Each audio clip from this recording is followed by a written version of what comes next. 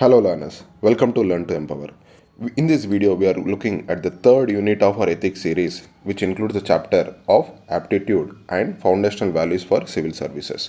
The foundational values include integrity, impartiality, non-partisanship, objectivity, dedication to public service, etc. Right. In the previous video, we have seen about attitude. Now, attitude can be changed over the period of time. We have seen what are the values involved in attitude, what is the difference between moral attitude and political attitude, etc.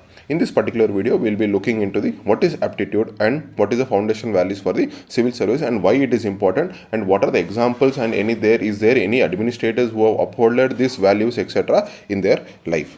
Now, the first we need to understand what is meant by aptitude. What is the right point to understand aptitude, right? The aptitude is ability to work. Very simply, it is ability to do work. Ability to do the work, which includes what? Which includes the skill of understanding what work we are doing, right? The aptitude can be further divided into that an aptitude, a person with aptitude will have analytical skills. For example, you have a strong analytical skills, then you will able to come up with the out of box solutions, etc. Right? You will be having an effective solution towards the problem. Now you will try to understand the policies and the data that you have, and you will try and making the effective policy changes for the weaker sections of the society.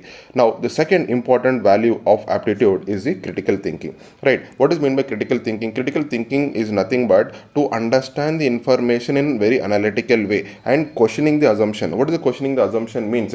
There are some predisposition that you have, we have seen already in the attitude, right? In that predispositions, that certain things which has already been prejudiced with you, then that things need to be questioned whether this is correct or not. Whenever I mention mob lynching, you automatically think about there is a issue between Hindus and Muslim. Is it really that we need to assume like this, or is there anything else we need to consider in this point, right? So every assumptions of the man, every assumptions that a civil servant has need to be questioned. That can be questioned when you have the critical thinking in the aptitude. The third important is the problem solving, right? The aptitude is meant for doing problem solving, right? You need to have a practical and effective approach towards the any problem that you face. That will give cost effective method, that will also give a smoothen process in the administration.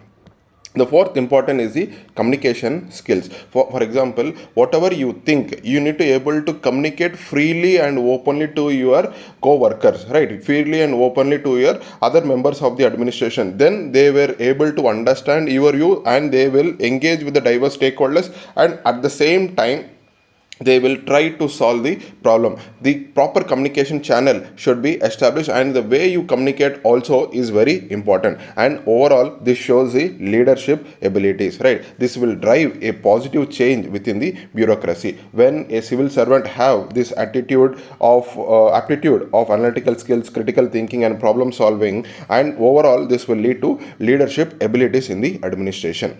And the next and foremost important is the foundational values. Now, each and every foundational value we will see in detailed manner, but timing understand. One is integrity. What is integrity? Integrity is the highest form of honesty. Generally, what we say is honesty is one and integrity is the higher bracket, which means what? You are following honesty at all times. That leads to integrity. Next comes the impartiality. What is meant by impartiality? Impartiality is nothing but you are making the decision without even considering the biasness that is imbibed in you, right? For example, you might belong to certain caste, you might support certain political party, but when making the decisions, you are not making those values coming into picture in the decision making. That is impartiality. Don't worry, we will discuss each and every individual values here in very detailed manner in our coming videos. Next, third foundation values respecting for diversity. India is a huge country with a lot of people, with a lot of diverse cultures, with a lot of different racial features, etc. Right? You are being posted as a district magistrate in a district. Now you can assume, you can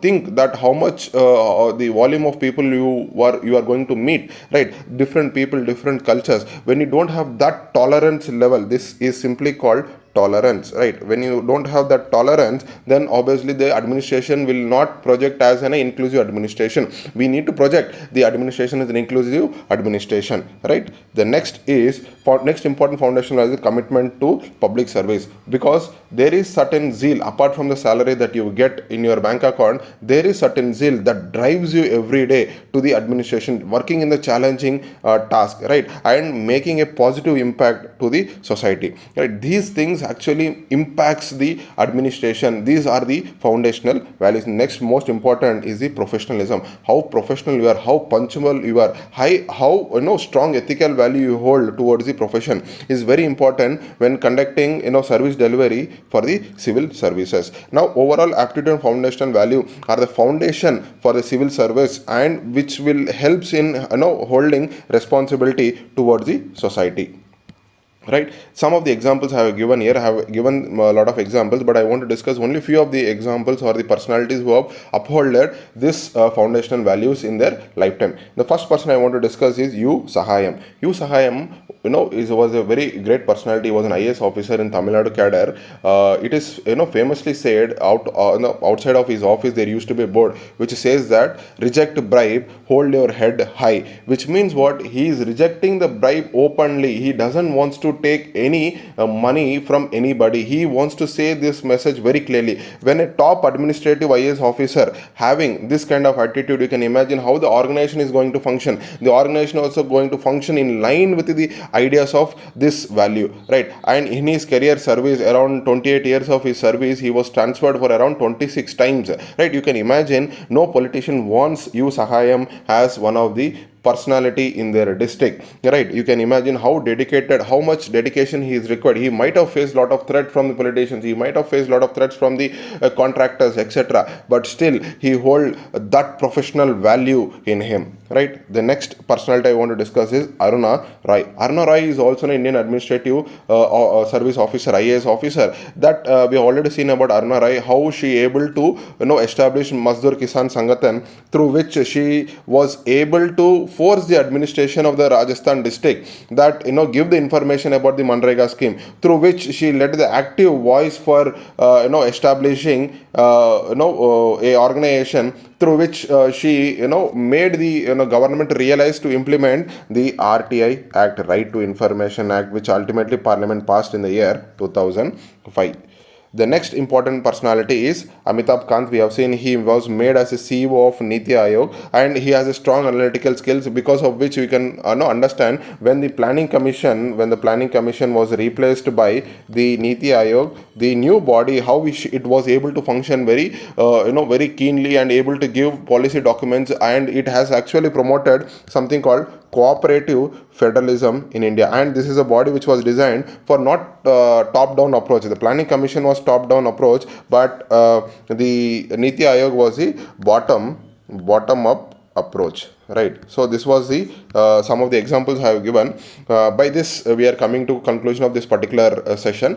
We will discuss the other foundation values in our coming videos. Till then, take care. Thank you.